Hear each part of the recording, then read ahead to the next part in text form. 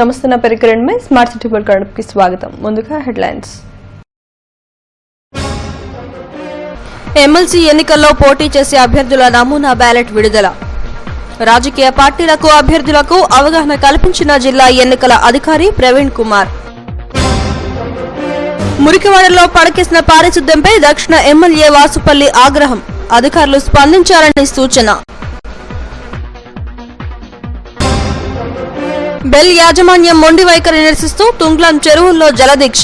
ముఖ్యమంత్రి చెప్పినా పట్టించుకోవడం లేదంటూ ఆందోళన. ఉత్తరాంధ్ర ఎమ్మెల్సీ స్థానానికి పోటీలో ఉన్న 30 మంది అభ్యర్థులతో బ్యాలెట్ సిద్దమైంది. ఈ బ్యాలెట్ పేపర్ నమూనాను రాజకీయ పార్టీల సమావేశంలో జిల్లా ఎన్నికల అధికారి కలెక్టర్ ప్రవీణ్ కుమార్ విడుదల చేశారు. బ్యాలెట్ పేపర్పై అభ్యర్థులకు అవగాహన కల్పించారు. ఈ నమూనా బ్యాలెట్ తో అభ్యర్థులు ఎన్నికల ప్రచారానికి శ్రీకారం చుట్టారు. ఊపందుకున్న ఎమ్మెల్సీ ఎన్నికలపై రిపోర్ట్. ఉత్తరాంధ్ర ఎమ్మెల్సీ ఎన్నికల ప్రచారం ఇక నుంచి ఊపందుకోనుంది. నమూనా బ్యాలెట్ విడుదల కావడంతో అభ్యర్థులు ప్రచారంలో దూసుకుపోతున్నారు. బ్యాలెట్ పత్రంలో జాతీయ రాజకీయ పార్టీలకు మొదటి ప్రాధాన్యం ఇచ్చారు. ఆ తర్వాత రాష్ట్ర పార్టీలకు, అనంతరం స్వతంత్ర అభ్యర్థులతో బ్యాలెట్ రూపొందింది. ఇండియన్ నేషనల్ కాంగ్రెస్ అభ్యర్థిగా ఆదిరాజు ఎడ్లకు మొదటి పేరు వచ్చింది. వరుస క్రమంలో రెండో అభ్యర్థిగా బీజేపీకి చెందిన పీవీఎన్ మాధవ్ పేరును చేర్చారు. ఇలా 30 మంది పేర్లు బ్యాలెట్ పత్రాల్లో చోటు చేసుకున్నాయి. అలాగే 31వ అంశంగా నోటా ఓటును కూడా ప్రాధాన్యం ఇచ్చారు. నమూనా బ్యాలెట్ పై అభ్యర్థులకు జిల్లా కలెక్టర్ అవగాహన ఏర్పరిచారు. అలాగే కొన్ని సలహాలు, సూచనలు కూడా స్వీకరించారు. మార్చి 9 పోలింగ్ తేదీ వర్కింగ్ డే ఉన్నందున ఆ రోజు సెలవు ప్రకటించాల్సిందిగా కోరారు. అయితే సాధారణంగా పోలింగ్ ఉదయం నుంచి సాయంత్రం 4 గంటల వరకు ఉంటుంది. తాజాగా వచ్చిన ఆదేశాల మేరకు సాయంత్రం 6 గంటల వరకు పోలింగ్ ను పొడిగించినట్లు కలెక్టర్ తెలిపారు. మన ఓటర్ లిస్టుల electoral roll marked copy of the electoral roll కూడా తయారు చేయడానికి మనకు అవకాశం ఉంటుంది. ఎందుకంటే మార్క్డ్ కాపీ ఆఫ్ ఎలక్టరల్ రోల్లో మన ASD absentee, shifted and dead voters మనం అక్కడ మార్క్ చేయాలి. 4వది పోస్టల్ బ్యాలెట్స్ కూడా ఎలక్షన్ డ్యూటీలో ఉన్న ప్రతి ఒక్కరికి రైట్ టు ఎక్సర్సైజ్ ఫ్రాంచైజ్ దృష్టిలో పెట్టుకొని పోస్టల్ బ్యాలెట్ కూడా డిస్ట్రిబ్యూట్ చేయడం జరుగుతుంది. కాబట్టి పోస్టల్ బ్యాలెట్ డిస్ట్రిబ్యూషన్ తర్వాత కూడా అందులో నమోదు చేయడం జరుగుతుంది.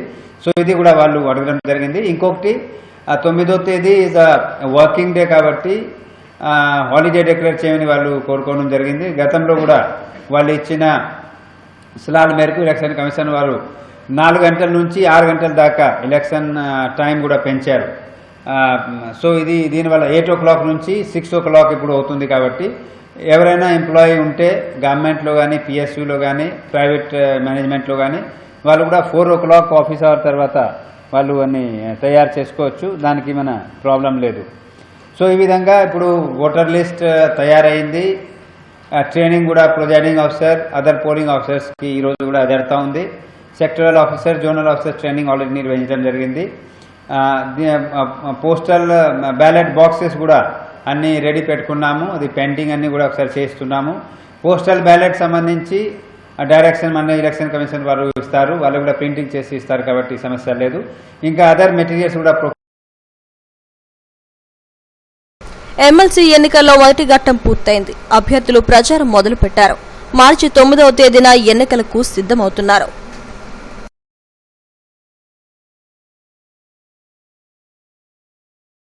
స్మార్ట్ సిటీగా పేరొందిన నగరంలో చెత్తా చెదారం పేరుకుపోవడం పట్ల ఎమ్మెల్యే వాసుపల్లి గణేష్ కుమార్ జీవీఎంసీ అధికారులపై ఆగ్రహం వ్యక్తం చేశారు. జీవీఎంసీ 28, 29 వార్డుల్లో ఆయన పాదయాత్ర చేశారు. ఎన్నికల కోడ్ ఉండడంతో అధికారులెవరూ అందుబాటులో లేని పరిస్థితి ఏర్పడిందన్నారు. దీంతో నగరంలో అపారిశుద్ధ్యం నెలకొందని తెలిపారు. మురికివాడల్లో జీవీఎంసీ కమిషనర్ పర్యటించి పారిశుద్ధ్యాన్ని మెరుగుపరిచారని ఆయన కోరారు. విధులకు గైర్హాజరయ్యే అధికారులపై చర్యలు తీసుకోవాలని సూచించారు. ఈ కార్యక్రమంలో వార్డు అధ్యక్షులు బంటుపల్లి సూర్యనారాయణ తదితరులు పాల్గొన్నారు.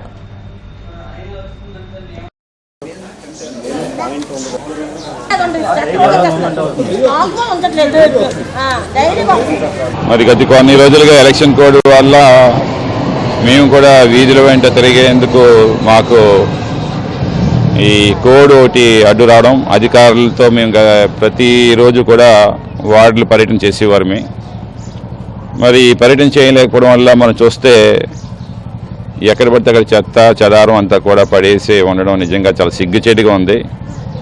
ఇది జీవీఎంసీకి తలవంపులు తీసుకొచ్చేలా ఉంది. స్మార్ట్ సిటీ అని చెప్పేసి అలాగే ర్యాంకింగ్స్ కోసం ఎగబడుతునేటప్పుడు పనితీరులోని మరి నిర్లక్ష్యం వహించకూడదు.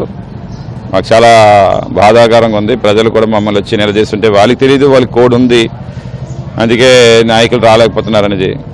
కానీ వాళ్ళు వచ్చిన వెంటనే వాళ్ళేమో ఇదిగో పలానా దగ్గర ఇలా ఉంది అలా ఉంది అని అనగానే తలదించుకోవాల్సిన పరిస్థితి వస్తుంది. ఇప్పటికైనా సరే పనితీరు మార్చుకోవాలి. జోనల్ కమిషనర్ గారికి ఫోన్ కూడా చేసి చెప్పాము, ఇది పద్ధతి కాదు. అలా కమిషనర్ గారికి కూడా నేను తెలియజేస్తాను. ఈ ఎస్పెషల్లీ స్లమ్ ఏరియాస్ ఎక్కడ ఉంటాయో ఆ ఏరియాస్ని మాత్రం ఫస్ట్ ప్రియారిటీస్ ఇచ్చుకోవాలి. యంత్రాంగం రాలేదు, సెలవులు పెట్టారు, లేబర్ హాలిడే, ఇవన్నీ కాకన్ బుల్ స్టోరీస్ ఇవన్నీ కూడా ఐ డోంట్ లైక్. నాకు అసలు మెయిన్ పని అంటే జరిగిపోవాలి అంతేనే. ఎందుకంటే వీటి వల్ల చాలా రకాల జబ్బులు రావడం అనేక. రహదారి కోసం తుంగ్లాం గ్రామ ప్రజలు వినూత్నంగా జలదీక్ష చేపట్టి తమ నిరసనను తెలియజేశారు. బెల్ యాజమాన్య వైఖరిని నిరసిస్తూ తుంగ్లాం పరిసర గ్రామాల ప్రజలు ఈ ఆందోళనను మరింతగా ఉధృతం చేశారు. రహదారి కోసం గ్రామస్తులు చేస్తున్న ఆందోళనపై ఓ రిపోర్ట్. బీహెచ్పీవీ సంస్థ ఏర్పడినప్పుడు ఆ పరిసర గ్రామాల్లో 350 ఎకరాల భూమిని సేకరించారు. బీహెచ్పీవీ కాస్త కాలక్రమేణా బెల్తో విలీనమైంది. అప్పటి నుంచే తుంగ్లాం గ్రామ పరిసర ప్రాంత ప్రజలకు కష్టాలు ప్రారంభమయ్యాయి. తుంగ్లాం పరిసర గ్రామ ప్రజలు నేషనల్ హైవేకు రావాలంటే బెల్ గేట్లోంచి రావాలి. అయితే ఆ గేట్ను మూసివేయడంతో ప్రజలు ఆందోళన చెందుతున్నారు. గతంలో అనేక ఉద్యమాలు కూడా చేపట్టారు. అయినప్పటికీ కూడా బెల్ యాజమాన్యం స్పందించలేదు. సీఎం చంద్రబాబు కూడా స్వయంగా పరిశీలించి ఈ గేట్ను తెరిపించే బాధ్యతను తీసుకుంటారని హామీ ఇచ్చారు. నేటికి అది నెరవేరలేదు. మళ్లీ గ్రామ ప్రజలు ప్రజా ఉద్యమాన్ని ప్రారంభించారు. సంతకాల సేకరణ ఉద్యమంతో పాటు వినూత్న రీతిలో తుంగ్లాం చెరువులో జలదీక్ష చేపట్టారు. అందరినీ ఆకర్షించారు. గేటు తెరవకపోతే ఉద్యమాన్ని మరింత ఉధృతం చేస్తామని ఆందోళనకారులు హెచ్చరించారు. ముందు వైఖరి వదిలి రాష్ట్ర ముఖ్యమంత్రి గారైన చంద్రబాబు నాయుడు గారి యొక్క ఆదేశాల మేరకు రహదారిని వెంటనే తక్షణమే ఓపెన్ చేసి గ్రామస్తులందరికీ కూడా రహదారి కల్పించాలని, ఇప్పటికైనా సరే మరి బీహెచ్పీ ముందు వైఖరిని వదిలి తక్షణమే మాకు రహదారి కల్పించాలని ప్రజలందరూ కూడా కోరుకుంటున్నాం. మరి మాకు మీడియా వారు కూడా చాలా సహకరిస్తున్నారు. మరి మేము పడుతున్న బాధలు, మా పడుతున్న కష్టాలు మీడియా వారు కూడా చూసి తక్షణమే కూడా ఓపెన్ చేయమని వారు కూడా మాకు సేకరించినందుకు వాళ్ళందరికీ కూడా ధన్యవాదాలు. కాపుతంలో గ్రామ ప్రజలు సుమారు 350 ఎకరాలు భూమిని బీహెచ్పీకి దానం చేయడం జరిగింది. కానీ 12 అడుగులు దారి అడుగుతూ ఉంటే ఇప్పటి వరకు కూడా మేనేజ్మెంట్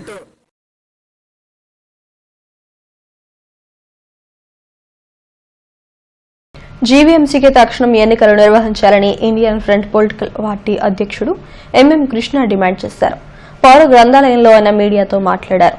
5 ఏళ్ల పాటు అధికారుల పాలనలోనే జీవీఎంసీ కొనసాగడం దురదృష్టకరమని అన్నారు. స్మార్ట్ సిటీ ముసుగులో ఎన్నికలు వాయిదా వేయాలని చూస్తే సహించేది లేదని ప్రభుత్వం చొరవ చూపాలని డిమాండ్ చేశారు. ప్రభుత్వాన్ని డిమాండ్ చేస్తా ఉన్నాను. అదేవిధంగా ఈ ఉత్తరాంధ్రలో జరిగే ఎన్నికల సిబ్బందిలో వేరే ప్రాంతాల నుండి సిబ్బందిని ఇక్కడ తీసుకొస్తే చాలా బాగుంటుంది. దాని మూలంగా కూడా ఎక్కువ శాతం ఓటింగ్ జరుగుతుంది. అలాగే జీవీఎంసీ ఎన్నికలు చాలా కాలం నుంచి పోస్ట్ పోన్ చేస్తూ ఉన్నారు. ఇది సరైనటువంటి. బులెటిన్ ముగించే ముందు హెడ్లైన్స్ మరోసారి. ఎమ్మెల్సీ ఎన్నికల్లో పోటీ చేసే అభ్యర్థుల నమూనా బ్యాలెట్ విడుదల. రాజకీయ పార్టీలకు అభ్యర్థులకు అవగాహన కల్పించిన జిల్లా ఎన్నికల అధికారి ప్రవీణ్ కుమార్. మురికివాడలో పడకేసిన పారిశుద్ధ్యంపై దక్షిణ ఎమ్మెల్యే వాసుపల్లి ఆగ్రహం. అధికారులు స్పందించాలని సూచన.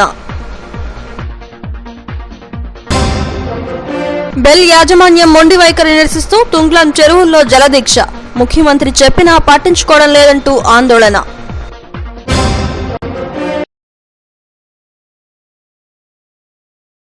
ఇవి స్మార్ట్ సిటీ పల్కొన విశేషాలు. మరిన్ని వార్తా విశేషాల కోసం చూస్తూనే ఉండండి STV న్యూస్.